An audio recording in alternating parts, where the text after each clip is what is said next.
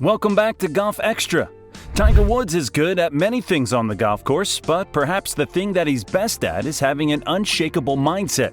For decades, Tiger has intimidated other players straight off the course with his killer instinct and steely nerves. But what strong-worded message of Tiger's was perhaps his most direct statement yet? Don't forget to hit that like button and subscribe for more videos just like this one. Now, let's get right into Tiger Woods and his stiff advice regarding intimidation on the golf course.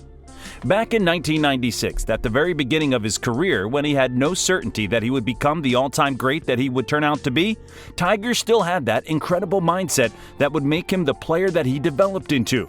At that time, Tiger said, "I've always figured that why go to a tournament if you're not going there to try and win?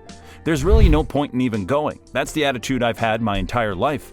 Well, maybe not his entire life. After all, back in 2000, Tiger told a story of when he was only 11 years old and was playing against a much larger and slightly older player in a junior tournament.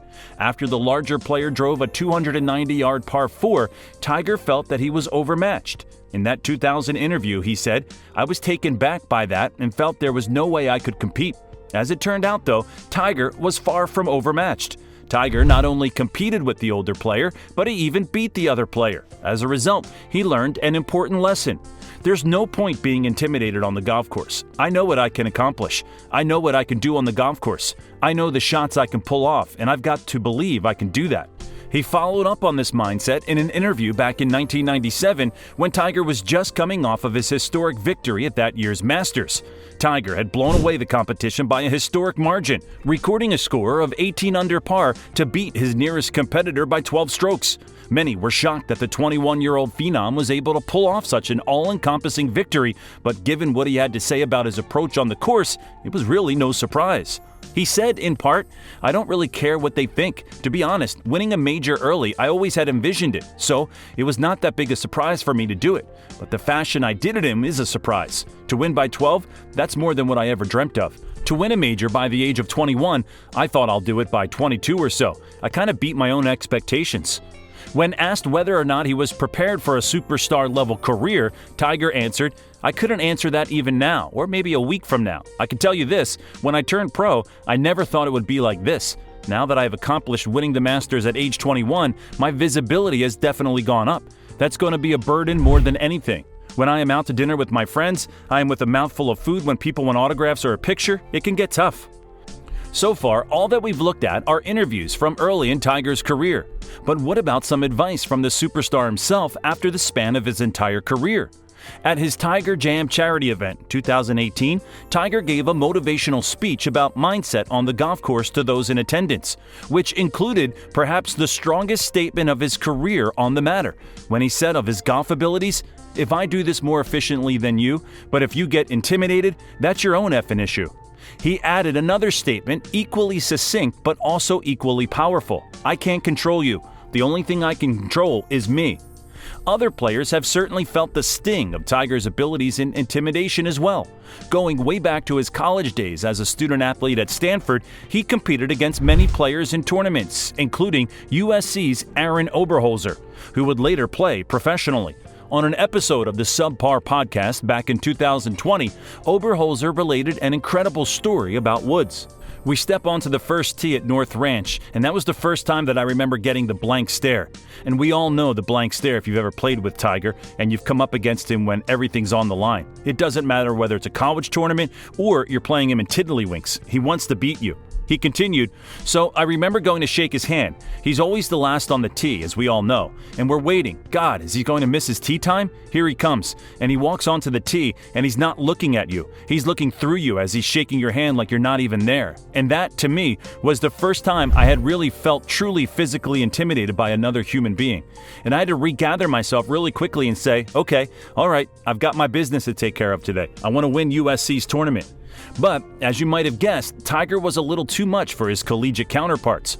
Oberholzer finished the story by saying, "Well, we do our thing. He ends up clipping me by a couple. I end up finishing third. He ends up winning the golf tournament. But I learned a lot that day just playing with him. It's burned into my memory, like a couple of the shots that he hit in college when I played with him. It's like a deer in the headlights. It's glazed over. It's almost half sociopathic, quite honestly, looking like he's going to murder you. If Tiger hears this, he's probably going, come on, man. No, it's that bad. He means 100% complete business when he steps on that first tee with you, especially final round when he's got a chance to win a golf tournament. Not everyone agrees, though, that Tiger had some sort of incredible intimidation factor over his opponents during the prime of his career. Hank Haney, Tiger's ex-swing coach, had this to say back in 2014. I didn't buy into that when people talked about it as much as people talked about it. Tiger won because he shot the lowest score, not because he intimidated his opponents. Back in the day when you were playing with Tiger, you were playing in the last group. It's hard to play in the last group, no matter who you're playing with. Everyone says, oh, he can't play with Tiger. It's hard to play on the lead, and that's hard no matter what tournament it is, and no matter who's playing. He finished by saying, it had nothing to do with Tiger being there. Nobody was intimidated by anyone. It's hard to play on the lead. Tiger's ex-caddy, Steve Williams, who also worked with Woods during most of his prime, even went so far as to suggest that Tiger had lost the ability to intimidate by 2014, saying, guys are coming along and they expect to win because Tiger has no intimidation factor anymore. I always felt that was a big thing that guys were intimidated by him, but there's no intimidation factor anymore, and that counts a lot. However, we know that Tiger still had plenty of life and golf ability left after 2014, something that is shown by those comments at the Tiger Jam event. Not only that, though, but in a CBS interview in 2016, Tiger's comments showed that things haven't changed, as he said, you know, I miss being out there. I miss competing. I miss mixing it up with the boys and coming down the stretch. It wasn't just competing that he missed, though. It was winning. The always competitive Tiger finished by saying, I like beating those guys. That's why I practice all those hours, is to be ready to take on those guys down the stretch. And do I miss it? Absolutely, 100%. And to be at my age now, at 40 years old, I'm the first one to admit I can't do the things I used to be able to do. Most people can at my age versus when they were younger. I have to find different ways to go about it. Tiger might even have more left in the tank. We just never know what he can accomplish. Comment with your thoughts and make sure to subscribe for more content like this. We'll catch you in the next one.